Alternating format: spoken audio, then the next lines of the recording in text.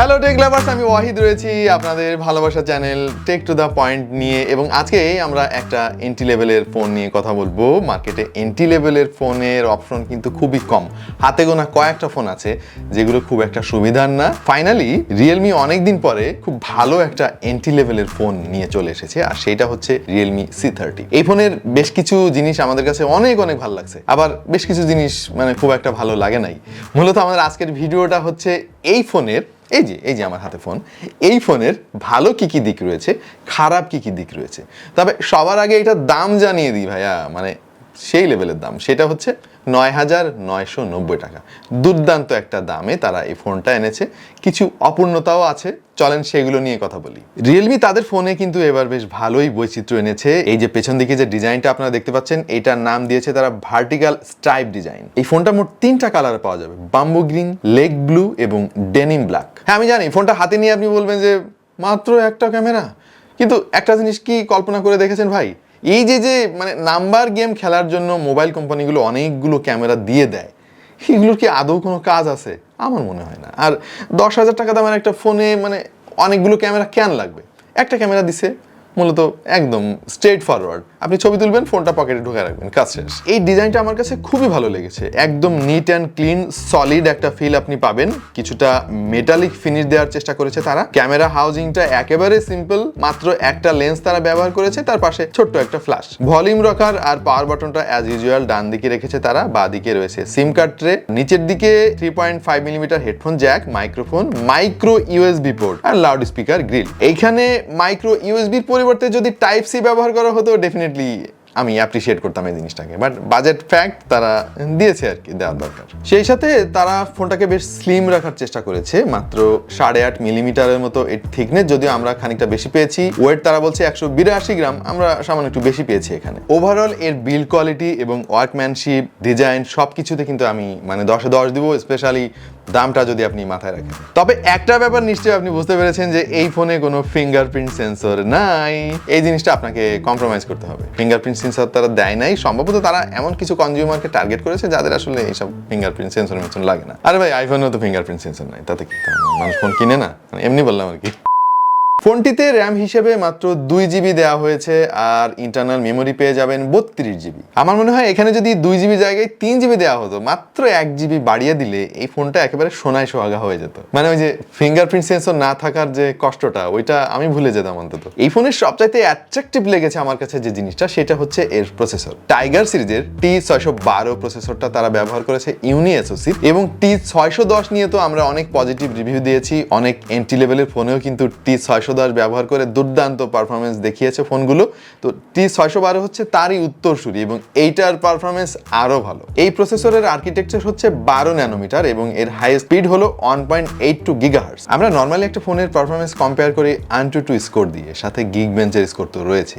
আর এই ফোনের যে AnTuTu স্কোর, একটা চার্ট দেখায়, চলেন আপনাদের, তাহলে বুঝতে পারবেন। এই চার্টটার দিকে খেয়াল করেন, 9,990 টাকা দামটা এখানে বেমানান লাগছে, কারণ তার উপরে বা নিচের দামগুলো খেয়াল করেন 23,000, 24,000 এইরকম। ইভেন নিচের দামগুলো যদি খেয়াল করেন, 20,000 টাকার উপরে অনেক ফোন আছে যার স্কোর এর চাইতে অনেক অনেক কম। অবশ্য গিগবেঞ্চে খানিকটা পিছিয়ে রয়েছে, বাট ওভারঅল এর যে স্ট্যাটিস্টিক্স সেটা কিন্তু খুবই সন্তোষজনক। আর এই ফোনটার র্যাম রম যদি আরেকটু বেটার হতো, তাহলে স্কোরটা আরো বাড়তো। প্র্যাকটিক্যাল লাইফে এই ফোনের পারফরমেন্স কিন্তু বেশ ভালোই ছিল। 2GB র্যাম থাকা সত্ত্বেও ডে টু ডে ইউসেজের যে সমস্ত কাজ আমরা নর্মালি সাধারণত করে থাকি, যেমন সোশ্যাল মিডিয়া ব্রাউজ করা, কথা বলা, ভিডিও প্লেয়ারে কোনো মুভি বা কোনো ভিডিও কন্টেন্ট এনজয় করা, এইগুলো নিয়ে তেমন কোনো ইস্যু আমার নাই। বাট খানিকটা স্ট্রাগল করে যখন আপনি মাল্টিটাস্কিং করবেন বা একটা অ্যাপ থেকে আর একটা অ্যাপে সুইচ করবেন, তখন একটু ঝামেলা করে মাঝে মাঝে। এই ফোনে Android 11 ব্যবহার করা হয়েছে, সেই সাথে Realme UI যে লাইটার ভার্সনটা, সেই ভার্সন ব্যবহার করা হয়েছে। এই ফোনটা যারা কিনবেন তাদের জন্য ছোট্ট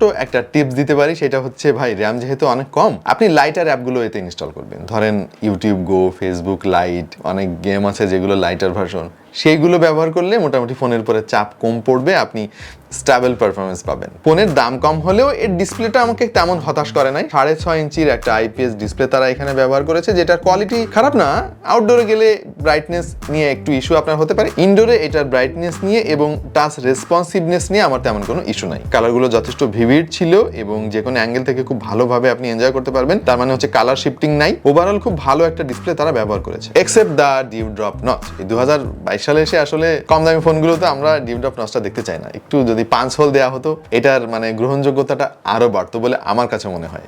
ডিউ ড্রপ নচের পাশাপাশি আর একটা জিনিস আমার একটু চোখে লেগেছে, সেটা হচ্ছে এই ফোনের বেজেল কিন্তু ভালো পরিমাণেই পাবেন। বিশেষ করে ওপরের দিকে ডিউ ড্রপের পাশাপাশি দেখবেন যে বেশ মোটা একটা বেজেল রয়েছে, আর নিচের দিকে মানে বটম চিনেও কিন্তু যথেষ্ট পরিমাণে বেজেল রয়েছে। এই জায়গাটাতে আমার মনে হয় আর একটু যদি ফাইন টিউন করতে পারতো রিয়েলমি, তাহলে আরো অনেক ভালো হতো। বাদ থাকলো ক্যামেরা। ভাই ক্যামেরা নিয়ে একদম স্ট্রেট ফরওয়ার্ড C30, পেছনে একটা ক্যামেরা, সামনে একটা ক্যামেরা। তারা নাম্বার গেম খেলে নাই, দরকারি লেন্সটাই তারা বসিয়েছে।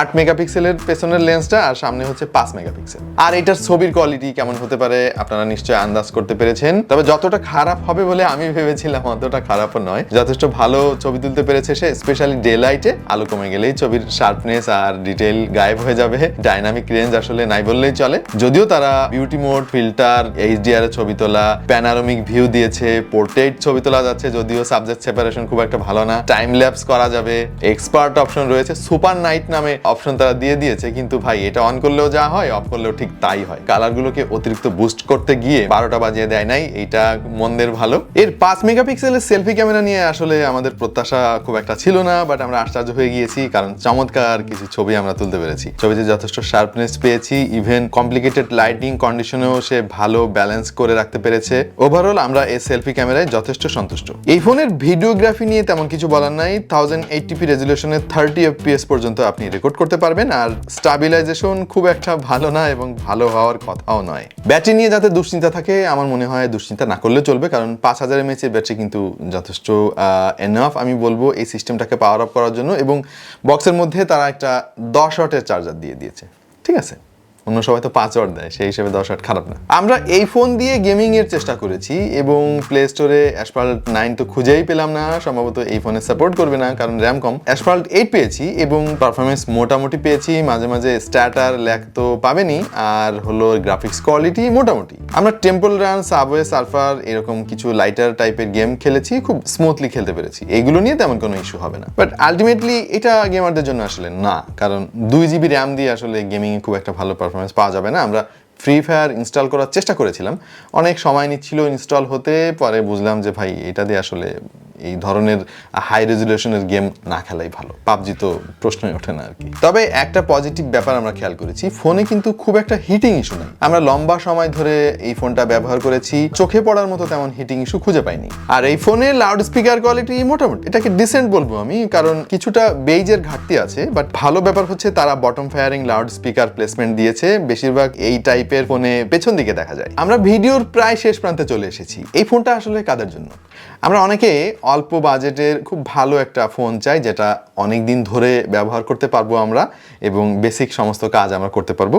সো আমার মনে হয় তাদের জন্য এই ফোনটা খুব ভালো একটা চয়েস হতে পারে, যদি 2GB র্যামটা আপনি মেনে নিতে পারেন। আর ফিঙ্গারপ্রিন্ট সেন্সর তারা দেয় নাই, এই জিনিসটা ডেফিনেটলি একটা ড্রব্যাক এই ফোনের জন্য। ফিঙ্গারপ্রিন্ট সেন্সর দিলে অনেক ভালো হতো। আমার মনে হয় যারা বাবা মায়ের জন্য ফোন খুঁজছেন, যে তারা ফোনটা রাফ ইউজ করবে, যেখানে সেখানে রেখে দিবে, লং লাস্টিং হবে ফোনগুলো, তাদের জন্য এই ফোনটা দারুণ একটা চয়েস হতে পারে। আর তাছাড়া এই দামের মার্কেটে যতগুলো অপশন আছে তার মধ্যে এই ফোনটার ডিজাইন কিন্তু বেস্ট, এক কথায় এর কাছাকাছি কোনো ফোন আমি অন্তত দেখি না ডিজাইনের কথা যদি ধরি। ওভারঅল এই ফোনটা আমি বলবো যে এই দামে ভালোভাবে জাস্টিফাই করে, এটা আমার অবজারভেশন। প্রিয় দর্শক, আপনার অবজারভেশন কি?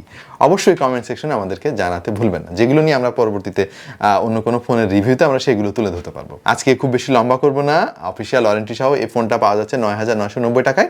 আপনি পারচেস করতে পারেন, দ্যাটস আপ টু ইউ। দেখা হয়ে যাবে অন্য কোনো ভিডিওতে ভিন্ন কোনো বিষয় নিয়ে। সে পর্যন্ত সবাই ভালো থাকুন, সুস্থ থাকুন, আর দেখতে থাকুন টেক টু দ্য পয়েন্ট।